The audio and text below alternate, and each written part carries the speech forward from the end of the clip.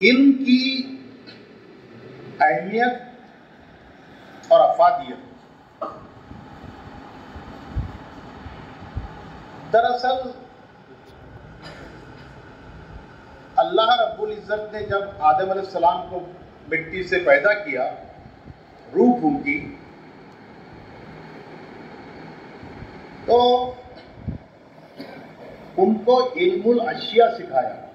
कोई अगर दीन के लोग होंगे तो मुझे माफ़ करना, मैं अरबी का आलिम फाजिल नहीं हूँ। तो इल्मुल अशिया सिखाया, पूरी दुनिया में जितनी चीज़ें हैं और आएंगी उन तमाम के नाम सिखाए। अजीज़ान गिरामी, असातिज़ा कराम, इसका मतलब ये है कि अल्लाह रब्बुल इज़्ज़त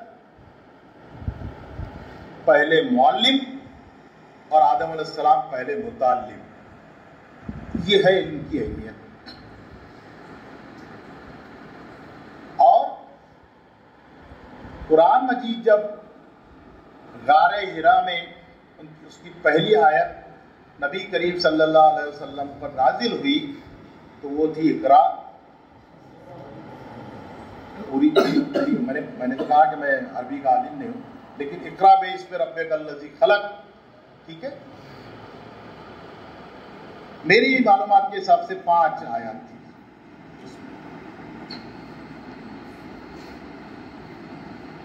अजीज तलबा, जो पहली आयत उतरी थी इकरा यानी पढ़ो, वो भी क्या थी? पढ़ो, इल्म। और उन 5 में से 4 तो इल्म के मुताबिक, इल्म के मुताबिक।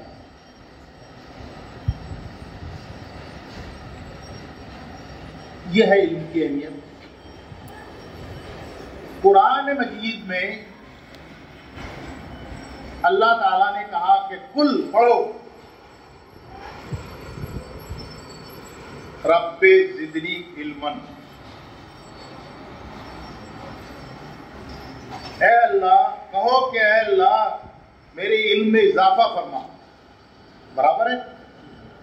ये नहीं कहा कि मेरी दौलत में इजाफा फरमा, ये नहीं कहा कि मेरी शोहरत में इजाफा फरमा, ये नहीं कहा कि मेरी औलाद में इजाफा फरमा। क्या कहा? इल्म में इजाफा फरमा। इसका मतलब यह है कि इस्लाम और इल्म एक ही सिक्के के 2 बाजू।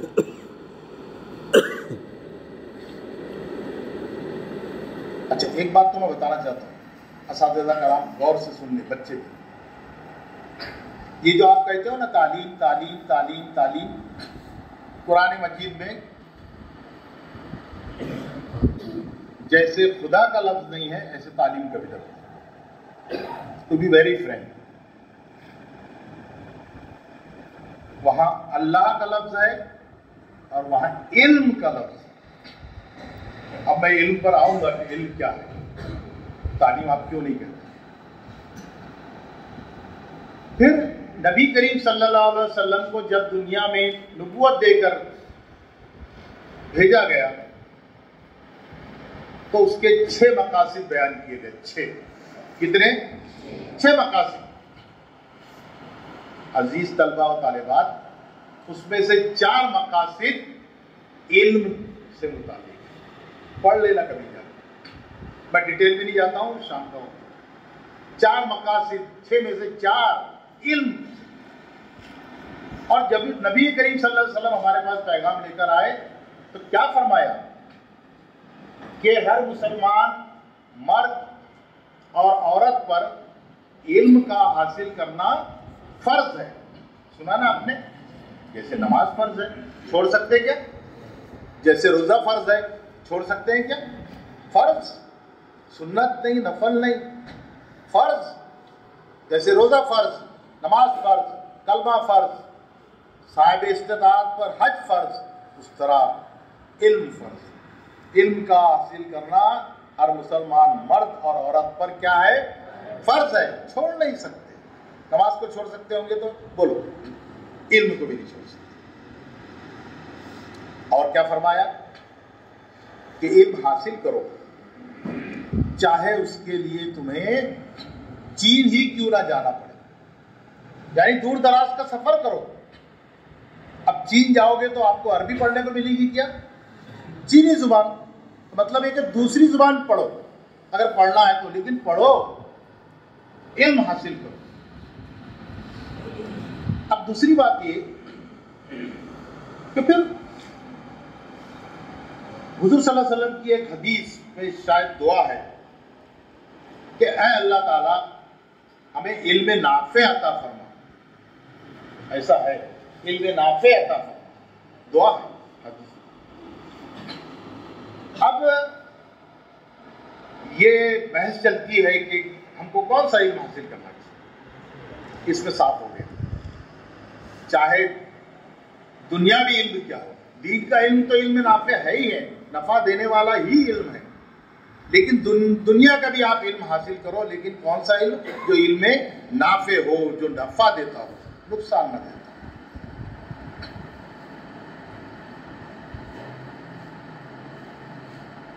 और इस्लाम में हुसूल इल्म का जो मकसद है, वो आजकल जो स्कूलों में और कॉलेजों में हो रहा है, इस्लाम में हुसूल इल्म का वो मकसद नहीं। हुसूल इल्म का ये मकसद नहीं है कि आप मेरिट में आ जाओ, बहुत अच्छे डॉक्टर बन जाओ, बहुत अच्छे इंजीनियर बन जाओ, बहुत अच्छी सर्विस पर चले जाओ, बहुत अच्छा ओहदा हासिल कर लो। बल्कि इस्लाम में हुसूल इल्म का मकसद तलबा और तालिबात की किरदार साजी, शख्सियत साजी, इंसानियत साजी, अखलाक और अखलाक साजी। ये बहुत बड़ा इंजीनियर है, समझो आप इंजीनियर बन गए, डॉक्टर बन गए, बहुत बड़ी कमाई कर रहे हैं, लेकिन आप में अदब नहीं है, कायदा नहीं है। इसका मतलब आपने तालीम तो हासिल की, लेकिन तरबियत हासिल नहीं। आपने तालीम हासिल करके जो आपको मिलना चाहिए था मिल गया, लेकिन आप इस्लाहे माशरे का जरिया नहीं बने। मेरी बच्चियों, मेरे बच्चों, तालीम हासिल करके जाओ तो माशरे में लगना चाहिए कि ये बच्चे नेशनल जूनियर कॉलेज से पढ़कर आए हैं, देखो कितने मुहज्जम हैं, सबसे इज्जत से बात करते हैं, ताज़ीम से बात करते हैं, अपनी वालिदा को अम्मी जान बोलते हैं, अपने वालिद को अब्बू जान बोलते हैं। लेकिन कोई बहुत बड़ा इंजीनियर हो गया, वो हो गया, अपनी माँ से बात नहीं करता है, अपने छोटे भाइयों में शफकत नहीं करता है, समझता है कि मैं बहुत बड़ा हो गया, तो ये समझो कि उसने तालीम तो हासिल की, लेकिन उसने इल्म हासिल नहीं किया। इकबाल का एक शेर है, शेर के 4 मिसरे मुझे याद आ गए, सुनाता हूं। इकबाल कहते हैं कि वो तलबा से खिताब देते हैं। अल्लामा इकबाल फरमाते हैं कि खुदा तुझे किसी तूफान से आशना कर दे कि तेरे बहर की मौजों में इज़्तिराब नहीं, तुझे किताब से मुमकिन नहीं फराग के तू किताब ख्वाह है मगर साहिब किताब नहीं।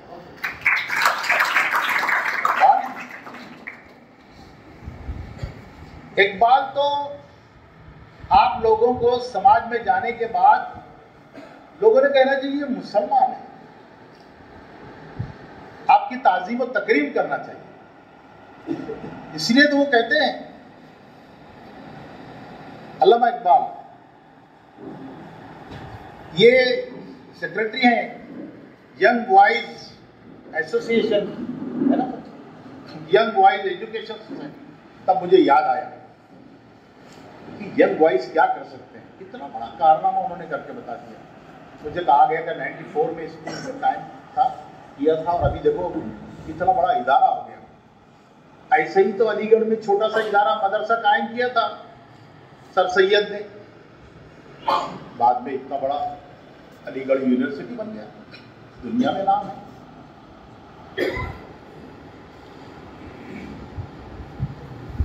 नौजवान जो है, अल्लामा इकबाल को नौजवानों से बहुत उम्मीद थी, और उम्मीद आज भी है, उनके कलाम में तो आज भी है। वो काबी रूह जब बेदार होती है जवानों में, तो नजर आती है उनको अपनी मंजिल आसमानों में।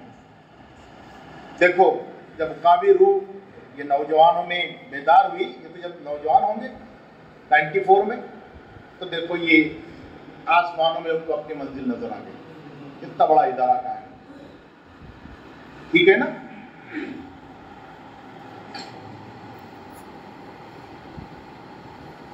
इकबाल इसीलिए नौजवानों से,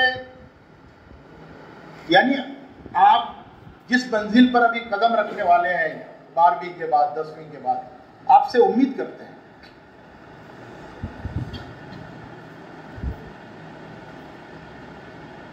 इकबाल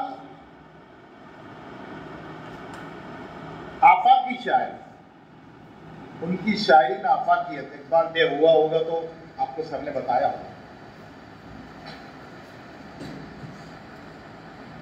क्या चाहते हैं इकबाल? इकबाल कहते हैं कि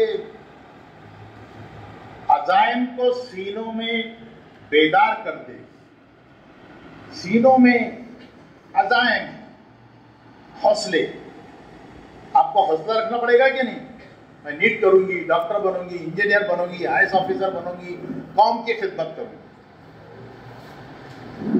अजाइम को सीनों में बेदार कर दे और निगाहे मुसलमान को तलवार कर दे। तुमको अपनी नजर को तलवार कर देना पड़ेगा। क्या सच है, क्या झूठ है, अपनी नजर से तुमको ये है। खिरत को गुलामी से आजाद कर दे। खिरत यानी अक्ल। इकबाल करते हैं कि खिरत को गुलामी से आजाद कर दे और जवानों को पीरों का उस्ताद कर दे। तुम जो जवान हैं, इकबाल चाहते हैं कि तुम बूढ़ों के उस्ताद हो जाओ। तुम्हारे पास इतनी नॉलेज हो जो तुम्हारे बुजुर्गों के पास भी ना हो। तुम्हारे पास वो नजर हो जिससे तुम्हारे बुजुर्ग भी ना देख सकते हो। तुम्हारे पास वो अज़ाइम, वो हौसले हों जिससे तुम्हारे बुजुर्ग भी ना आशना हो। ये सारी चीजें तुमसे सर सैयद भी चाहते थे, तुमसे मौलाना आजाद भी चाहते थे, तुमसे एपीजे अब्दुल कलाम भी चाहते थे। सर ने कहा कि ये गुज़िश्ता महीनों में ये तीनों का वो आया यौम पैदाइश, लेकिन सर माफ करना, उसी महीने में विलादत नबी भी आई। उससे बड़ी अजीम और मर्तबा शख्सियत कौन है जिन्होंने दुनिया को तहजीब और तमद्दुन सिखाकर एक इनकलाब बर्पा कर दिया था? हुई नोबडी। अंग्रेज ने जब 100 शख्सियात को जमा किया तो सब नंबर 1 पर हजरत मोहम्मद सल्लल्लाहु अलैहि वसल्लम को आपकी याददाश्त के लिए बोलता। अच्छा, उस पर खुश होने की जरूरत भी नहीं है। अगर वो 1000 शख्सियात भी जमा करता तो हुजूर सल्लल्लाहु अलैहि वसल्लम 1 नंबर पर ही होते, और है। उस पर हमको फख्र करना चाहिए। तो बच्चों, आप अपने किरदार को संवारिए। बच्चों, आप अपने सीनों में अज़ाइम को जिंदा रखिए और ये समझ लीजिए कि वो क्या शेर भाई के हर फर्द है मिल्लत की के मुकद्दर का सितारा।